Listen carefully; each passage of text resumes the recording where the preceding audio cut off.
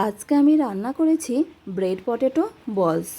প্রথমে একটা পাত্রে সামান্য পরিমাণ পানি নিয়েছি। তারপর আমি এখানে দুটো স্লাইস ব্রেড নিয়েছি।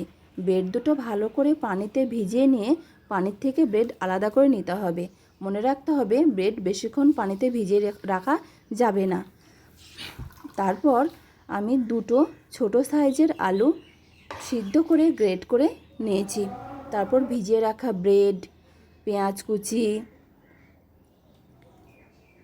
জিরে গুঁড়ো, ধনে গুঁড়ো, স্বাদ মতো লবণ, চিলি ফ্লেক্স, ধনেপাতা কুচি দিয়ে ভালো করে মেখে নেব। মেখে নেওয়া হয়ে গেলে লাড্ডুর মতো করে গোল পাকিয়ে বলস তৈরি করে নেব। অন্য একটা বাটিতে হাফ কাপ পরিমাণ আমি সুজি নিয়েছি। এই বলসগুলো আমি সুজিতেই কোট করে নেব। যদি আপনাদের ইচ্ছা হয় তাহলে ব্রেড ক্রাম্বস দিয়েও কোট করতে পারেন। তারপর কড়াইয়ে তেল ভালো মতো গরম করে একটা একটা করে বলস ছেড়ে দেব।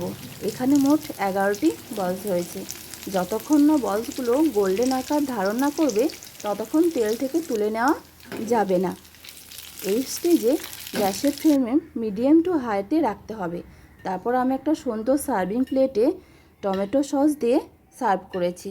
দারুণ হয়েছিল খেতে। আপনারা অবশ্যই ট্রাই করবেন কিন্তু। আর কেমন হয়েছে ব্রেড পটেটো বলস আমাকে কমেন্ট করে জানাবেন।